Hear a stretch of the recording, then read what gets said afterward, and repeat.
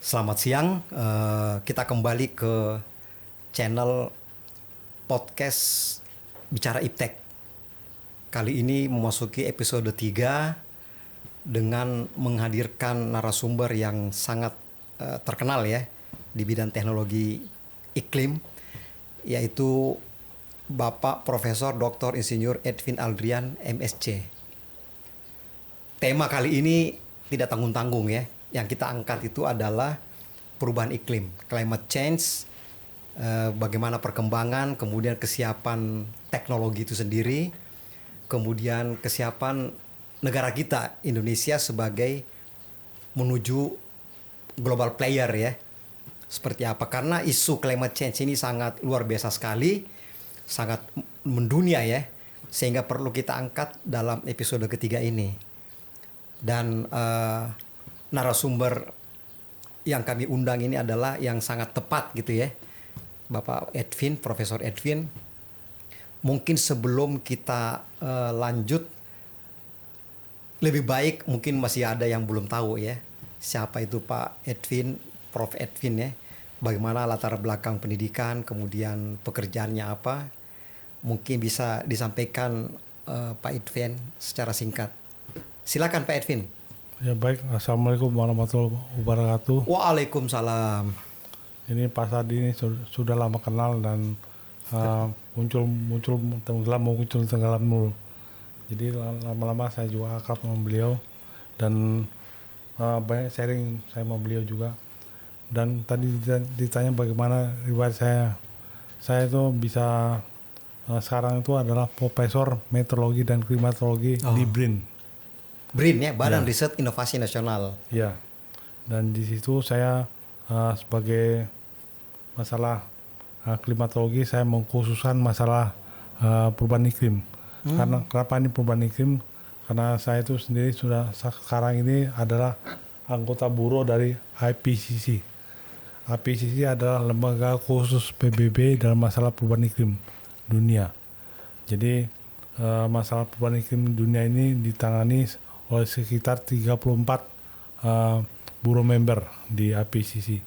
Dan saya sendiri mewakili wilayah Asia Tenggara, setengah Asia Tenggara dan Pasifik Barat Daya.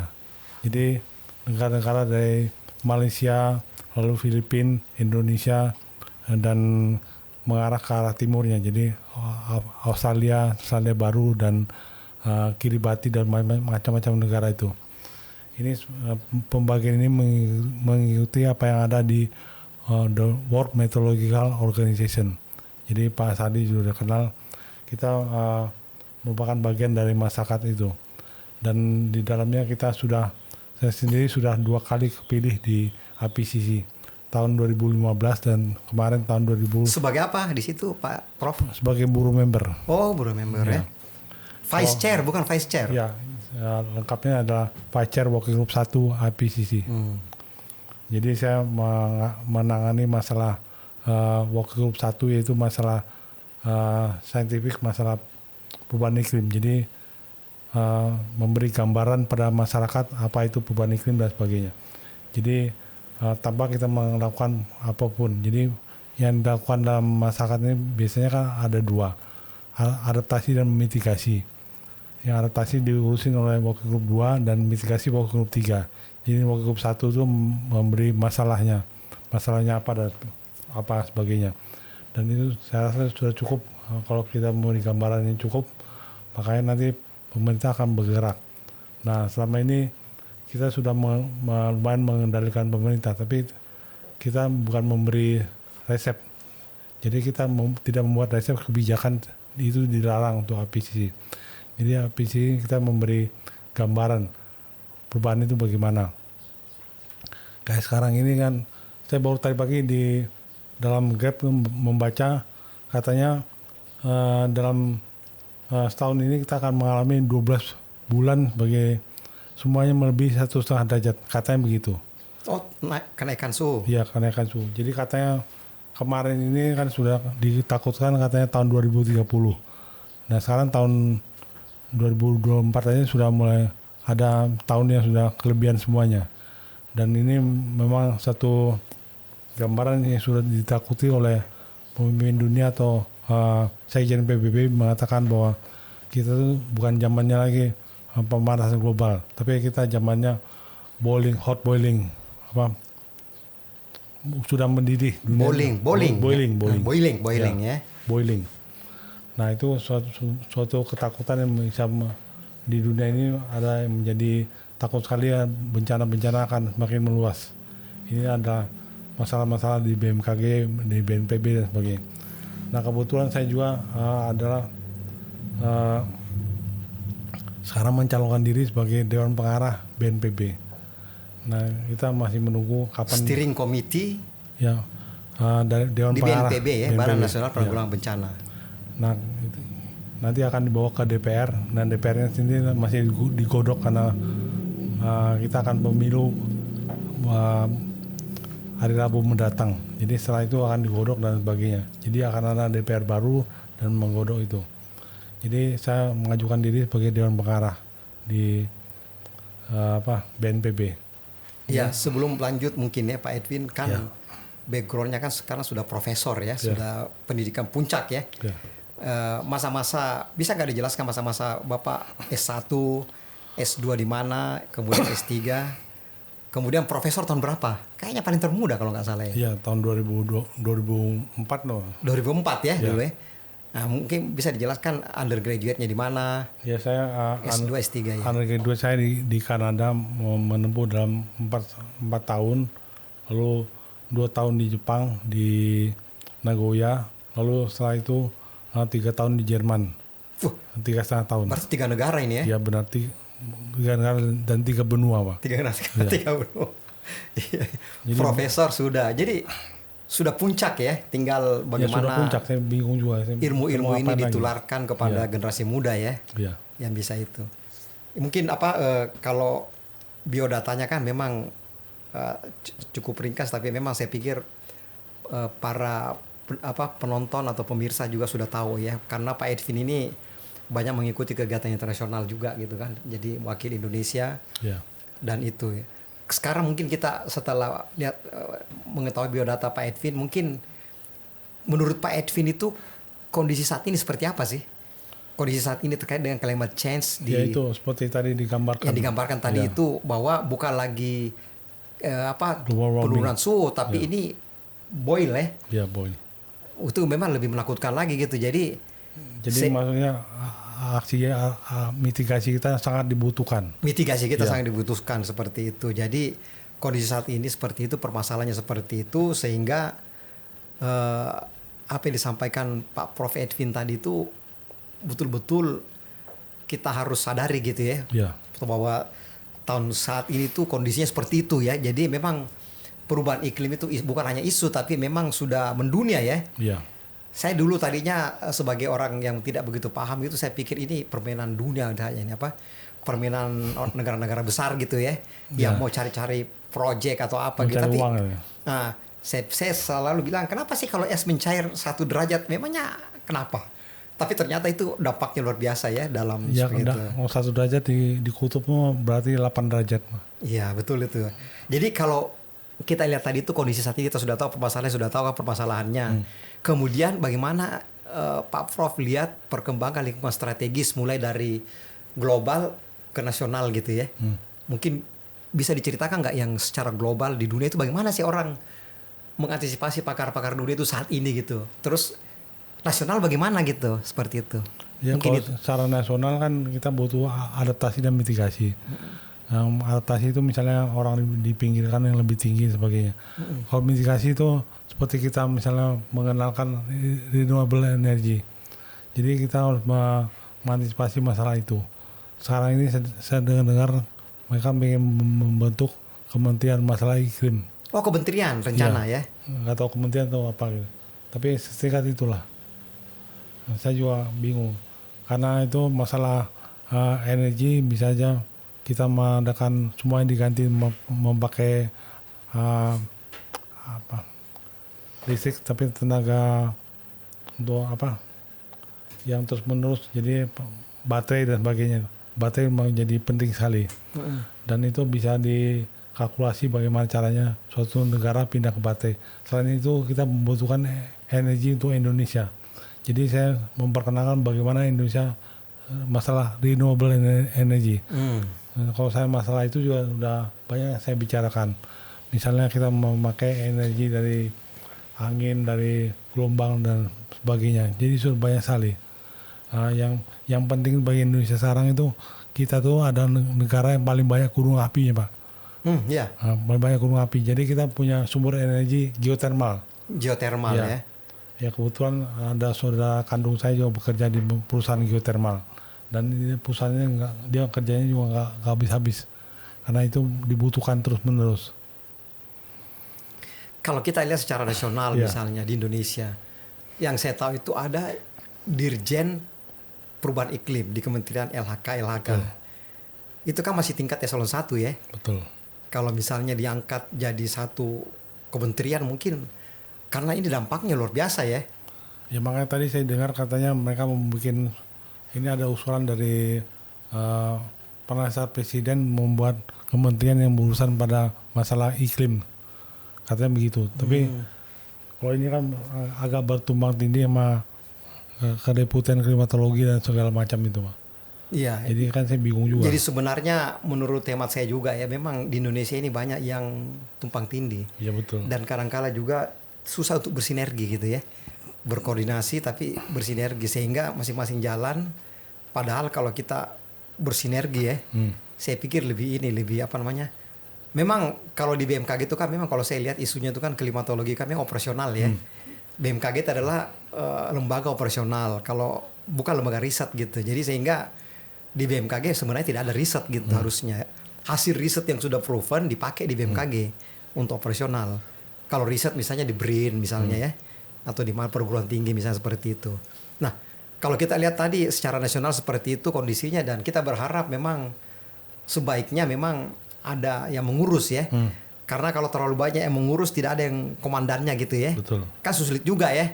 Kita punya pakar banyak. Tapi kalau tersebar setiap pakar ngomong sendiri gitu ya. Kan susah itu ya. Jadi tidak efisien gitu. Nah, kalau dengan seperti itu menurut Pak Profesor Edwin ya. Kira-kira kita kan tahu tadi kondisi saat ini seperti apa di Indonesia di dunia. Kemudian permasalahannya apa? Kemudian pengaruh lingkungan strategis ya dari global. Pokoknya di luar negeri sana itu sudah pokoknya namanya isu climate change itu luar biasa gitu ya. Sampai presiden aja turun tangan ya dulu Al Gore ya. Iya betul. Kan begitu.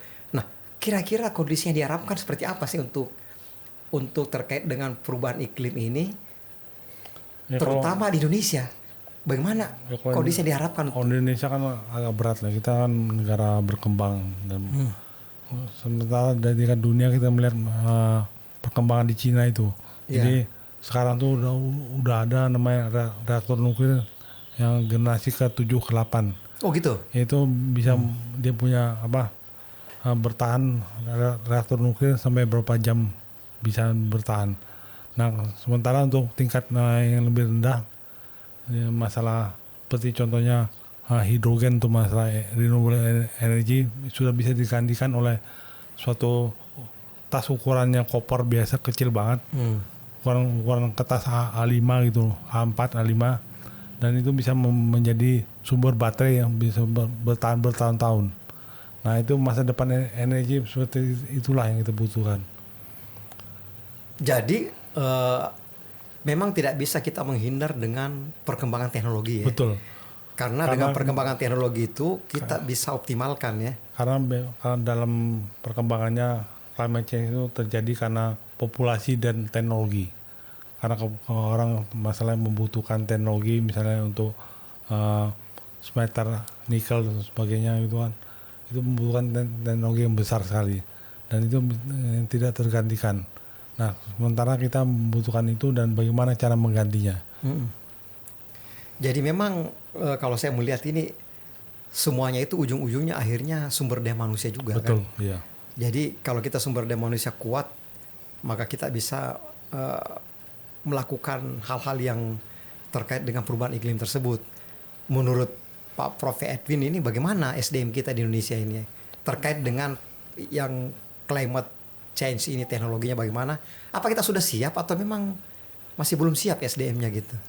Ya siap nggak siap, tapi masalahnya dalam masalah perubahan iklim ini no one left behind kan polisinya begitu. Jadi kita kita nggak bisa menghindar, kebutuhan itu akan datang terus menerus. Sekarang masalahnya nikel sudah dibutuhkan dan sebagainya untuk masalah baterai tadi kan.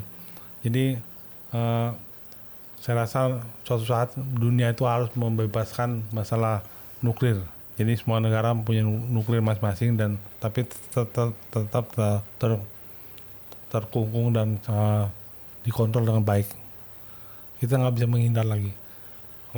Tapi Indonesia masih punya harapan dengan tadi geothermal kita banyak sekali. Selain itu kita punya harapan karena Indonesia itu berada di antara Pasifik dan Samudra India. Dan ternyata di ilmu kelautan itu air mengalir dari Samudra Pasifik ke Samudra India terus menerus Pak, selalu terus menerus. Jadi kita sudah pernah coba dulu di BPPT, mereka memasang alat kincir yang memanen air yang mengalir dari Samudra Pasifik ke Samudra India itu. Nah itu lepas karena ternyata energinya jauh lebih besar yang daripada yang didesain itu. Iya, jadi yang dijelaskan oleh Prof. Edwin ini semuanya kalau saya lihat itu terkait teknologi semua ya. Betul Pak. Jadi kita nggak bisa menghindar teknologi. Jadi makanya itu tadi bagaimana kesiapan teknologi untuk Indonesia sendiri seperti apa sih kira-kira? Ya kalau ke ujungnya kita harus bicara teknologi dalam masalah iklim pun harus begitu. Jadi kita sumber daya manusianya hanya untuk pelengkap saja. Ujungnya adalah teknologi. Yeah. Teknologinya kalau kita lihat ada nuklir dan kayak tadi geothermal dan sebagainya, dan itu harus terus menerus. Jadi sekarang ini kan suara terakhir di sidang COP kemarin di Dubai itu menyebutkan bahwa kita harus keluar dari masalah energi batu bara. Sementara Indonesia sendiri adalah pengekspor nomor 1 batu bara di dunia. Ya. Dan nomor 1 di dunia ini. Nah itu kita karena masih menikmati kelebihan batu bara yang cukup banyak itu, dan saingan kita sudah ternyata keluar. Yang paling dekat Australia dan yang paling dekat lagi ada Rusia. Itu mereka sudah, tapi ternyata Indonesia ada penikmat batu bara nomor 1 di dunia. Nah itu kita harus pindah segera ke arah mobil listrik dan sebagainya gitu. Jadi yang dijelaskan Pak Prof itu, waduh ya memang banyak sekali, seperti banyak PR ya. Ya betul. Banyak PR, dan kira-kira bagaimana kita untuk mempersiapkan semua itu, dan kira-kira isu-isu climate change ini apakah memang masih lama akan berlangsung terus, dan ini bagaimana posisi kiamat, kita, posisi Indonesia bagaimana gitu? Sampai kiamat nih masalah nggak akan selesai. Tidak akan selesai. Karena manusia itu kebutuhan energi besar sekali. Iya. Jadi itu tadi ada nggak strategi tips ya bagaimana ini saya jadi yang ke arah teknologi ya, memang kita teknologi itu kan memang kita harus kuasai ya. Iya betul. Karena tanpa ada teknologi yang dikombinasikan dengan sumber daya manusia yang unggul kan sulit ya untuk melaksanakan bagaimana isu-isu ya kalau Bapak lihat saya bicara ini kan semua saya bicarakan masalah energi, masalah ekonomi, masalah yang nanti kita bicara juga masalah bencana dan sebagainya. Sedikit-sedikit saya menyinggung masalah dunia-dunia yang lain. Nah itu kita butuh suatu SDM yang mengerti masalah ini semua Pak. Itu kan susah sekali. Jadi mesti masalah energi mengerti, masalah ekonomi mengerti juga. Nanti kita bicara masalah misalnya kayak carbon capture and storage misalnya gitu. Lalu bicara masalah perlukah kita bursa karbon misalnya gitu. Itu kan masalah ekonomi yang jauh di luar pengertian kita selama ini. Dan itulah hal seperti itulah yang saya pelajarin selama saya di IPCC. Itu yang terangkat terus ya. Yaitu jadi karena semua tuh kita harus melek terus. Orang bicara ini kita harus ngerti dulu. Iya, ini menarik sekali ya. Jadi kalau saya sih melihatnya itu dari sisi internal di Indonesia ya. Yeah. Kira-kira menurut Prof ya, perguruan tinggi yang ada di Indonesia saat ini bagaimana dengan perkuliahan atau materi-materi atau kurikulum terkait dengan iklim ini? Ya, Apakah sudah dibiarkan cukup atau memang perlu diperkuat gitu? Ya dibiarkan nanti membuat masing-masing aja. Karena saya sendiri juga mempelajari itu. Saya sendiri, bos saya sekarang di IPCC adalah orang dari energi perkotaan. Dan sebelumnya adalah orang dari energi, profesor dari Korea. Kan begitu ceritanya. Jadi orang yang bermacam-macam itu bagaimanapun harus mengerti masalah-masalah IPCC ini begini begitu. Jadi semua mengerti satu hal, mengerti di hubungan sama yang lain harus mengerti juga. Nah, mereka terus bersidang mulu. Tapi harus mengerti masalah ini, masalah A, B, C, D, masalah ekonomi, belum lagi masalah kebakaran hutan kayak di Indonesia, masalah tadi apa? Ya, masalah besar ya. Masalah batubara dan Forest sebagainya. fire. Iya betul. Jadi pengalaman Prof ya di IPCC ya, itu kalau melihat di situ tuh kira-kira suara dari Indonesia itu memang kuat nggak atau memang selalu agak berat gitu untuk? Ya agak berat Pak, karena kita tuh sendiri juga agak susah saya bersaing sama orang luar negeri. Karena memang kita tuh, mereka kan ada apa ibaratnya tuh iuran tahunan. Semua negara tuh membayar iuran tahunan. Iya. Tapi Indonesia nggak pernah bayar Pak. Oh gitu? Iya benar. Padahal kan iuran itu kan membawa negara kan, harusnya kan. Masalahnya saya udah beberapa kali bilang ke KLHK, tolonglah dibantu ini. Saya harus ke luar negeri sering-sering. Ya akhirnya saya kumpulin uang ke luar negeri untuk biaya anak saya sekolah aja gitu. Iya. Jadi sebenarnya ini Kementerian Luar Negeri juga biasanya kan ikut ya. Iya. Jadi kita bisa membayar dengan cara lain. Misalnya kita ada acara dipindahin ke Indonesia. Side event misalnya ya. Tapi saya bilang misalnya kayak COP itu pindah ke Indonesia ya terlalu mahal lah. Mungkin sidang IPCC yang hanya 500 orang sedunia datang. Itu kan mempromosikan masalah pariwisata Indonesia kan. Ya, betul Ya itu. begitu. Indonesia first Ya, ya. makanya jadi kita punya argumentasi khusus masalah gitu. Ya, menurut Prof Edwin ya, kira-kira riset-riset seperti apa sih yang dibutuhkan yang sangat urgent untuk terkait dengan perubahan iklim ini? Riset-riset apa sih ya? Jadi biar SDM itu bisa fokus gitu ambil risetnya seperti apa, biar tidak hanya riset tapi tidak dipakai nanti gitu. Kira-kira riset-riset seperti apa sih? Ya tadi saya bilang tadi, jadi kita fokusnya adaptasi dan mitigasi. Adaptasi dan mitigasi. Kalau masalah mitigasi, masalah kebakaran hutan, kayak kita tahu masalah kebakaran hutan. Nomor 2-nya masalah energi. Kebutuhan kita karena kita pengen menjadi negara maju dan berkembang, kita membutuhkan energi yang besar. Dan untuk itu saya bilang tidak nggak mau kita pindah ke energi nuklir, harus begitulah. Nah sementara itu IPCC kan menggariskan bahwa kita tuh boleh setengah masuk ke masalah bioenergi.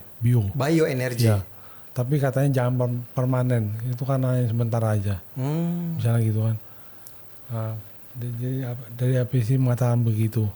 Lalu kita harus siap-siap untuk pindah ke energi listrik, mobil sebagainya. Ternyata Indonesia sendiri juga masih jauh dari negara-negara, saya pikir kayak Jordan gitu Pak.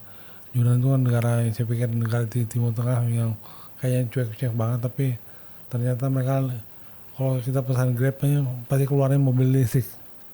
Kalau ke Cina mobil di tengah jalan mobil listrik semua, bis listrik semua.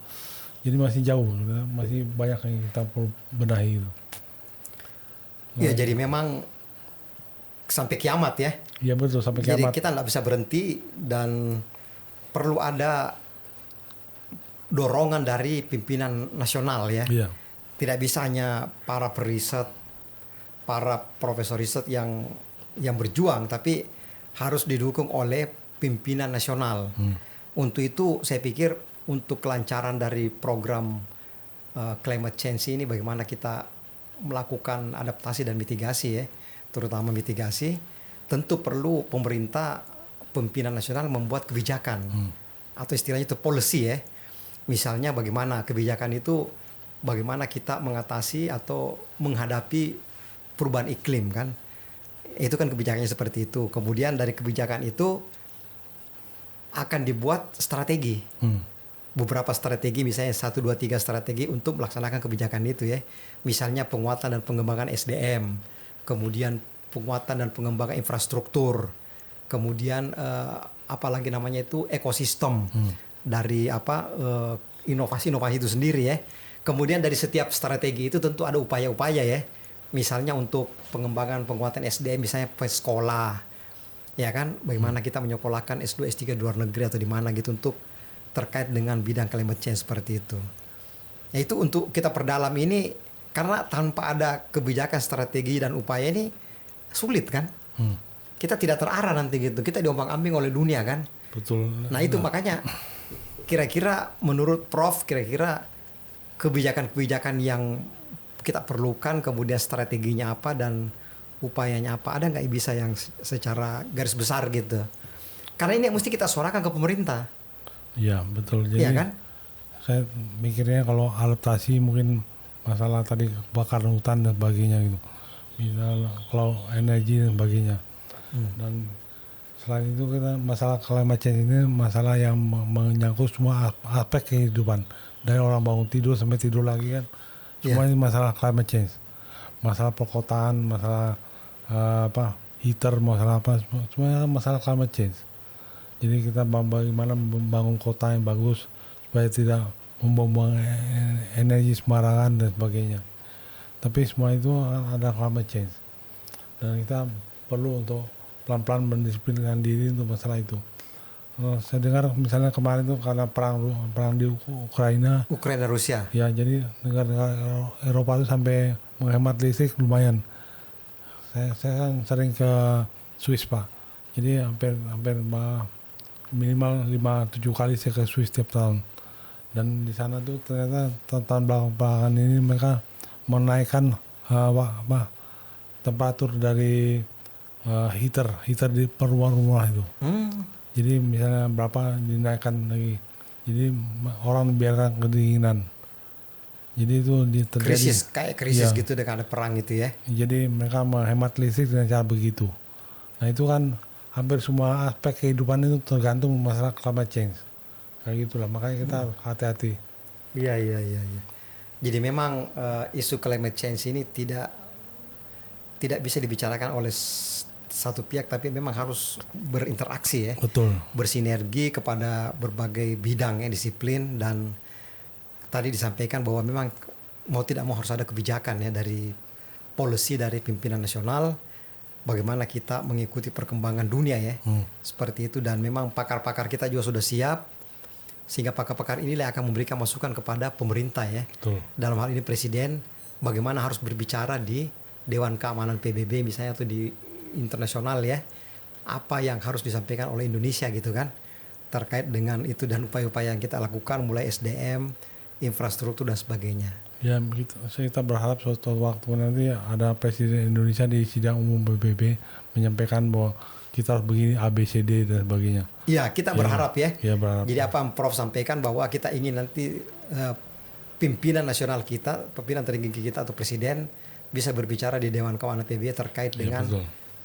Apa masukan Indonesia gitu. Karena sebenarnya NATO sendiri sudah mengatakan bahwa the biggest non-war threat. Jadi non-war threat adalah climate change. Climate change. Jadi non-war threat. Jadi ancaman terbesar di luar perang. Dunia saat ini adalah climate change. Kata begitu. Dan NATO sendiri sudah berkali-kali pengen masuk ke IPCC, tapi ditolak mulu. Ditolak oleh Rusia, Cina, dan India yang nggak suka sama NATO masuk. Karena mereka sudah kita juga curiga itu adalah alasan mereka aja supaya masuk aja sebagai observer.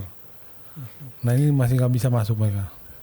Iya ini menarik sekali ya. Jadi climate change, kalau saya sih masih ingin sedikit lagi ya memperdalam dengan Prof. Yang saya pikirkan itu bagaimana posisi Indonesia ya. Iya. Posisi Indonesia itu, saya takutnya itu kalau kita tidak kuat, kita akan terombang-ambing. Betul Pak. Dengan permainan dunia. Iya betul. Nah itu makanya saya bilang tadi, bagaimana kita position kita, posisi Indonesia itu bagaimana gitu kan, supaya kita tidak terombang-ambing. Nah kalau kayak gitu saya menyarankan untuk pemerintah itu sebaiknya memperkuat diri dalam kaukus-kaukus khusus masalah perubahan iklim. Kalau saya melihat di sidang-sidang COP itu kita masih terikat pada G77 itu negara-negara non-blok. Kalau menurut saya negara non-blok. Tapi saya bilang untuk memperkuat itu kita mestinya bersatu sama negara hutan kalau masalah kebakaran hutan, negara-negara pulau kecil kalau masalah kan, tapi Indonesia belum bergabung sampai saat ini. Jadi pelan-pelan kita mengarah ke sana dan kita bergabung sama negara itu. Jadi itu adalah permainan mereka dan kita terus kalau kita bergabung dengan negara itu misalnya Meksiko adalah negara kehutanan, Switzerland adalah negara kehutanan, terus negara kecil kayak di Karibia, negara Maladewa dan sebagainya itu adalah negara-negara pulau kecil dan bisa kita membantu juga misalnya negara apa tropical country misalnya bisa juga kita bentuk itu dan banyak yang kita bentuk bisa banyak negara yang bisa kita bentuk masalah gitu. Kayak dulu kita pernah membentuk masalah REDD. Itu REDD? Ya itu sebenarnya usulan dari Indonesia yang digaungkan oleh Papua Nugini. Oh gitu? Iya betul. Tapi kita belakangan kita nggak masuk lagi karena suaranya lebih kuat dari negara-negara Papua Nugini itu loh. Jadi ya kita perlu antisipasi dan memperkuat barisan untuk membuat kaukus-kaukus negara kecil itu. Tapi kalau kita melihat, kita masih ngutang berapa ya untuk emisi karbon itu? Berapa persen ya yang harus diturunkan gitu? Kemarin kan sekitar 40 lebih. Nanti itu kan masing-masing negara mempunyai komitmen, namanya NCD, masing-masing negara National Determined Contribution, masing-masing negara. Nanti itu akan dites Pak, dites pakai nanti akan dilakukan oleh IPCC. Mereka suruh IPCC melakukan itu karena itu bersifat ilmiah. Jadi seluruh dunia itu akan difoto memakai remote sensing satellite. Akan foto. Jadi yang merah dikatakan merah, yang hijau dikatakan merah, yang hijau nggak bisa jadi merah, hijau tetap hijau, kuning tetap kuning. Jadi nggak bisa bohong lagi. Jadi apa adanya.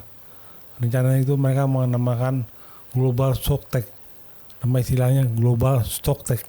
Stocktake? Iya benar, Stocktake. Jadi semua yang ada di dunia itu dari tingkat keparahannya, dari tingkat polusinya itu akan difoto oleh satelit dan akan dievaluasi setiap 5 tahun. Rencananya begitu. Oh ini menarik sekali. Berarti teknologi remote sensing itu Betul. akan diimplementasikan ya untuk memotret bagaimana kondisi sumber daya alam ya. Ya jadi misalnya hutan, kemudian yang lain-lain. Apakah dia memang memberikan? Ya kan ini seperti pertanyaan Bapak, apakah Indonesia 40% itu cukup atau tidak? Nanti akan dilihat dievaluasi setiap 5 tahun. Nah saya memperkirakan ini akan di stocktake yang berlaku setelah iterasi keempat. Karena stocktake pertama, kedua, ketiga saya mengharapkan mereka akan ribut dulu, mereka akan menyesuaikan cara metodenya dulu bisa diterima atau enggak seluruh dunia. Setelah keempat akan melandai dan semuanya sudah setuju dan ini akan dipakai oleh dunia karena harapannya begitu. Jadi iya betul ya. Dia akan mengambil pada stocktake tahun 2023 tahun ini, tahun lalu selesai, dan berikutnya tahun 2028, tahun berikutnya tahun 2033. Jadi saya mengharapkan sekitar tahun 2038 akan selesai dan ya, dunia akan mendapat gambaran bahwa Indonesia ini kelebihan atau kekurangan dalam National Determined Contribution itu. Jadi ini memang banyak sekali ya PR Indonesia ya. Benar. Saya pikir kita nggak bisa bermanja-manja ya, berdiam-diam gitu ya, harus aktif dan apa yang disampaikan tadi Prof itu betul sekali, komprehensif sekali dan kita tidak bisa menunggu waktu ya, kita harus gerak cepat gitu ya. Betul. Mulai dari pengambil kebijakan pemerintah, pakar ya, pakar kan sudah banyak ini ceritanya, kemudian masyarakat kan harus bagaimana, kemudian kesiapan teknologi itu sendiri. Saya pikir kita ini sudah sangat mendalam ya diskusinya Pak Prof ya. Mungkin ada yang mau ditambahkan lagi? Ya, yang mungkin yang terlupa, mungkin kira-kira siapa tahu ada yang terlupa, harapan-harapan misalnya apa? Ya saya sendiri kan sudah hampir 66 negara yang saya kunjungin dalam masalah perubahan. 66 negara dikunjungi dalam rangka climate change. Ya, sebenarnya 34 negara dalam masalah climate change. Oh, ke 34 negara masalah climate change yang Tapi dikunjungi. sisanya kunjungan biasalah. Dan itu saya juga mendengar berbagai keluhan dari negara-negara tersebut. Jadi ada mereka yang mengatakan misalnya kayak negara Mongolia mengatakan, oh kalau gitu kita adalah korban, kita adalah pemikul dosa dari climate change ini. Saya bilang enggak, semuanya dalam dunia ini adalah sama-sama merasakan dosa yang sama. Jadi jangan kamu menyalahkan yang lain dan sebagainya. Kita harus melakukan ini secara bersama-sama. Jadi no one left behind. Jadi kita mengangkat masalah secara bersama-sama. Ini adalah masalah dunia dan kita mengatasi secara bersama-sama. Dan itu saya juga mendengar, pernah saya bicara di Arab Saudi bilang, oh nanti kalian akan, karena climate change ini kalian akan banyak hutan-hutan jadi hijau kembali. Wah kalau gitu bagus climate change. Wah ntar dulu saya bilang, karena itunya. Dan kebetulan saya selain ke Arab Saudi saya sekalian umroh juga, ngajak istri juga, kan saya begitu. Saya juga jadi banyak negara-negara yang merasakan komplain kayak negara Maladewa kan, ada saya punya teman orang Maladewa, negaranya udah hampir tenggelam. Jadi begitulah. Jadi kita melihat bahwa ini adalah masalah bersama dan kita mengatasi secara bersama-sama dan harus mengerti masalah yang dihadapi bagaimana caranya dan sebagainya. Iya, saya pikir itu bagus sekali ya. Kita diingatkan oleh Prof. Saya pikir membahas masalah isu climate change ini tidak akan habis ya. Iya betul. Bahkan kalau di kuliah itu 1 semester nggak cukup. Iya betul. Jadi memang perlu terus kita gaungkan gitu ya. Nggak bisa berhenti karena ini ancaman ya. Bukan lagi apa yang biasa-biasa saja, tapi memang sudah sangat berbahaya gitu ya. Kita harus antisipasi dan bagaimana posisi Indonesia menurut saya kita harus siap gitu. Jangan sampai kita tidak siap, kita diombang-ambing oleh dunia lain gitu kan. Maka kita harus mempersiapkan diri, kebijakan, pimpinan nasional, kemudian strategi dan upaya-upaya itu sendiri. Saya pikir itu Prof ya.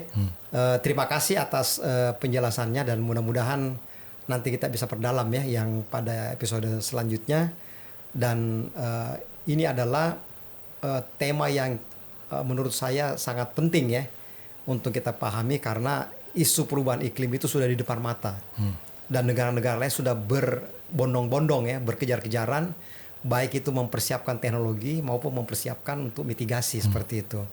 Saya pikir itu mudah-mudahan bisa bermanfaat dan episode ketiga kali ini yang mengangkat tema perubahan iklim di mana narasumbernya kita sudah kenal Profesor Edwin Aldrian dan melalui podcast Bicara Iptek ini saya berharap semoga semua terkait pemain Iptek di bidang klimatologi bisa optimal ya, bisa bersinergi untuk mempersiapkan diri. Bukan lagi mempersiapkan karena sudah berjalan ya. Untuk bersama-sama dalam mengantisipasi perubahan iklim itu sendiri, baik adaptasi dan mitigasi itu sendiri. Mungkin itu saja Prof. Terima kasih banyak atas kesediaannya ya. Untuk mengisi podcast Bicara Iptek ini. Semoga kita semua selalu sehat walafiat, Prof juga sehat.